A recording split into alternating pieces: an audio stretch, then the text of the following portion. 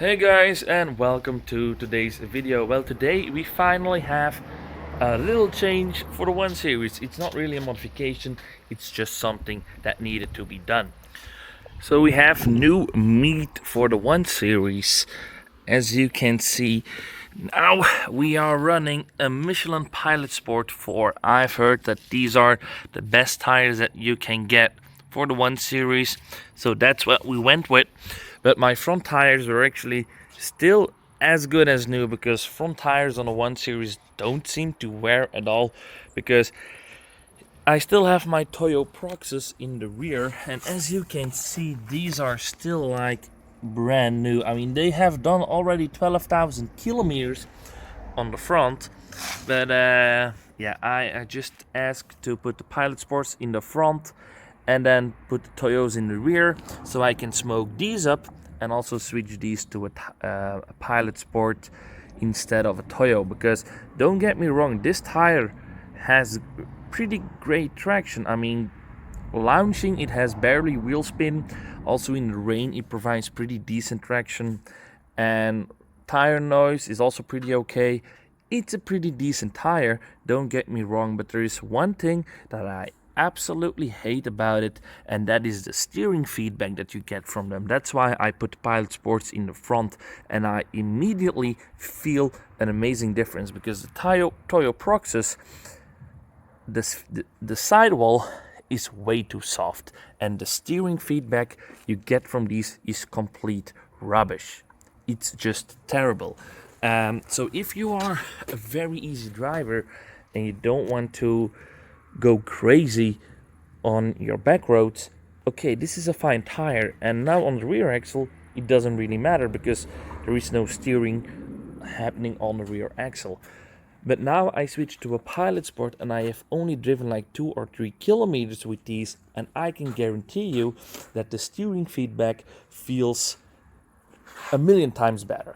That is something that I just felt immediately. I took some corners, I went to the left, right, and yeah, I mean, the steering is so much better. So if you are thinking about a good tire on your 1 Series, I can say, and I think a lot of people will say the same thing, get a Pilot Sport 4. To be honest with you guys, I actually don't understand why my tires always go bald in the rear that quickly. I drive perfectly normal, and yet they are bald after less than 10,000 kilometers. I think this was a record. I did like 11.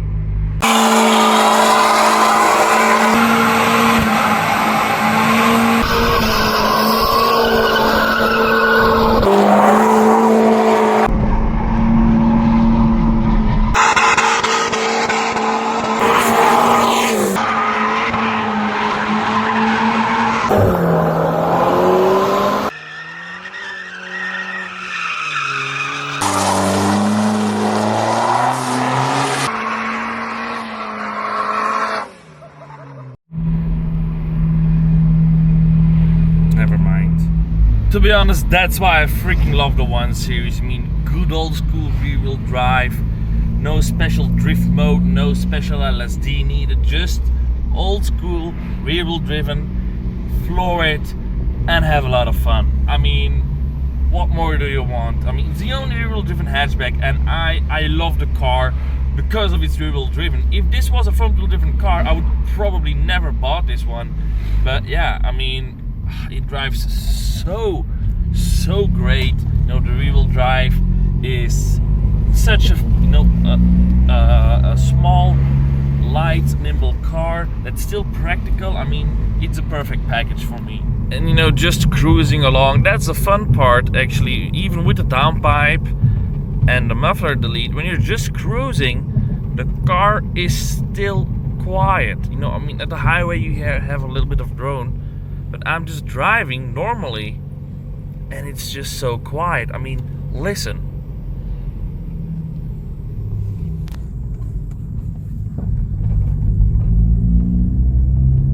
And you hear a little bit of noise.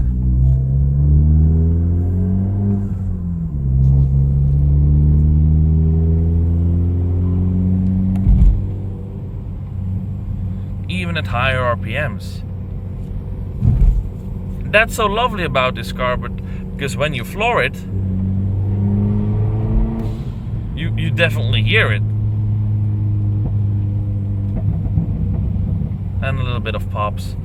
So yeah, that's why I'm getting another 1 Series after this one. But what I actually want to talk about in this video is a few videos ago I said that I'm going to buy an M140i at the beginning of next year probably.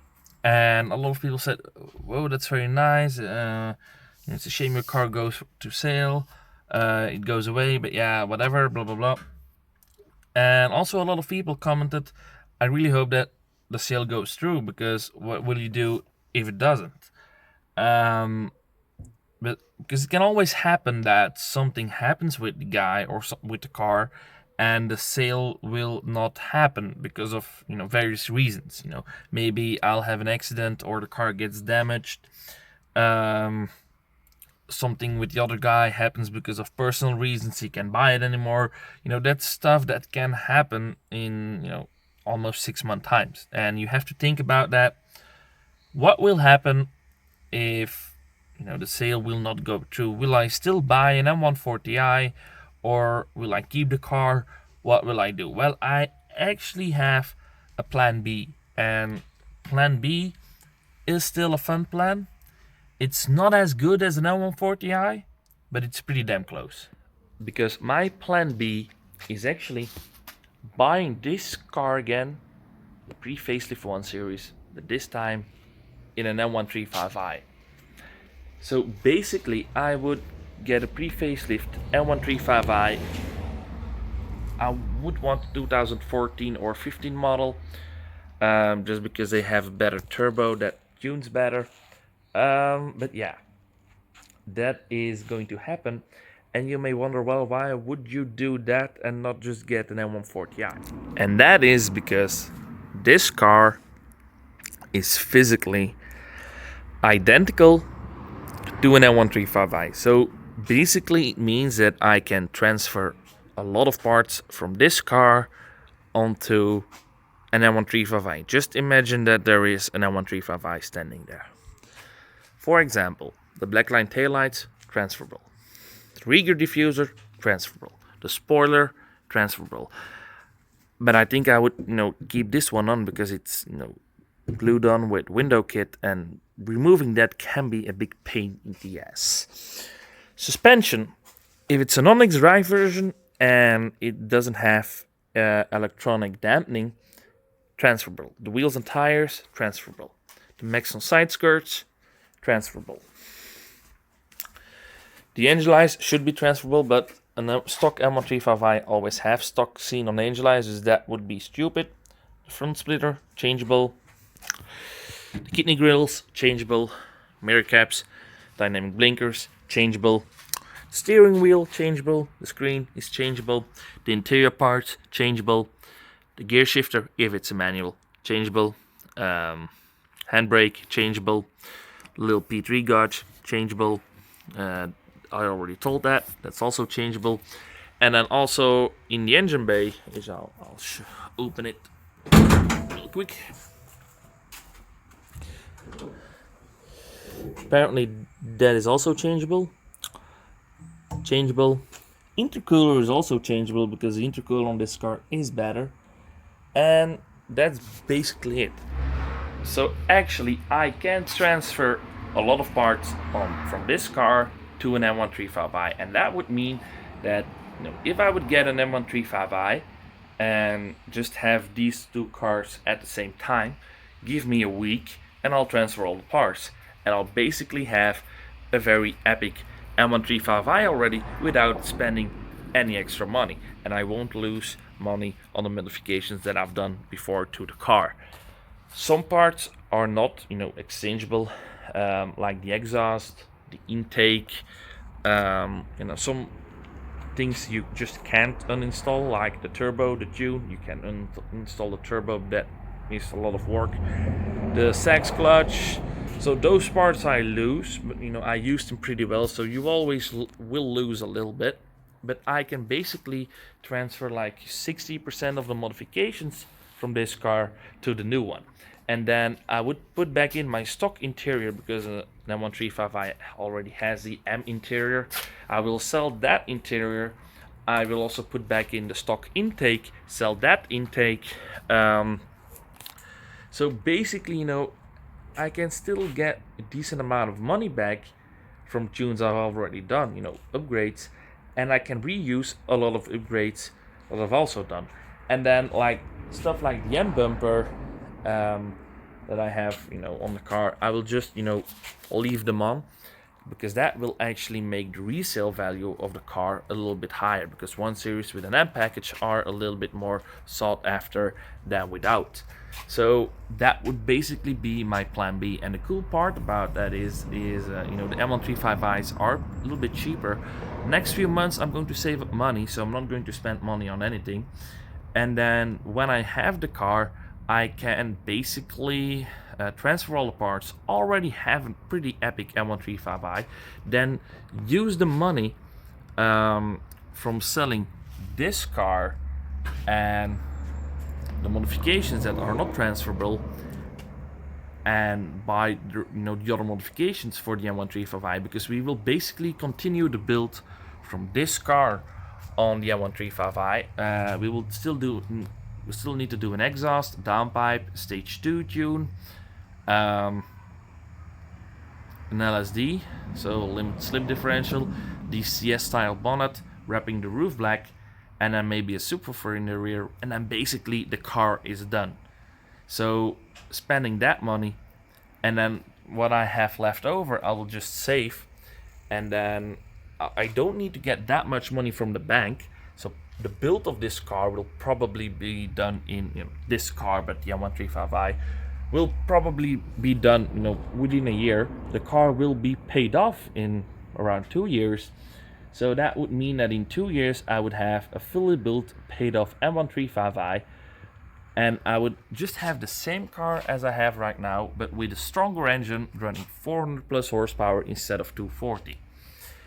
So that would be the plan. And now when that car is paid off, then we are going to look into the next build, and that can be something more epic like an M2 competition. So we'll see, you know, we'll see, but that is plan B, and if I'm explaining plan B, it actually sounds a little bit more epic as plan A.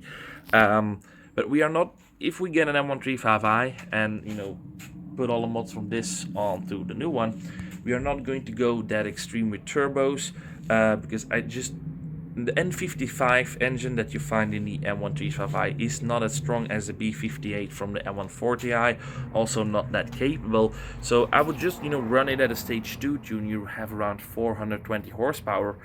You know, I would be fine with that for like another couple of years, and then go to something more epic as an M140i, basically like an M2 competition, because yes, 55 in the M2 competition is more capable as a B58, and then we go like with pure turbos, running to 700-800 horsepower and just go mad insane on it. So I'm just dreaming a little bit, but yeah, that would be something that's possible then. So yeah, we're still, you know, it will be, will the sale go through in December or not? You know, will it happen? And if it does, it will be an M140i. If it doesn't, it will be an M135i. And soon after, you know, after 2 years behind that, probably an M2 competition. I mean, that doesn't mean that if I would get an M140i, that an M2 competition afterwards isn't possible. It will just happen not as quickly as on an M135i, because I am going to build the M140i a lot further than the M135i. I would do pure turbos on it and run it close to 600 horsepower. So yeah, because the B58 is really capable of that. The N55 is not capable of running 600 horsepower. So yeah, that's basically it for today's video. So a little explanation of the future that's planned. So anyway, it doesn't really matter. The content on the channel next year will be epic and will contain 6 cylinders instead of 4.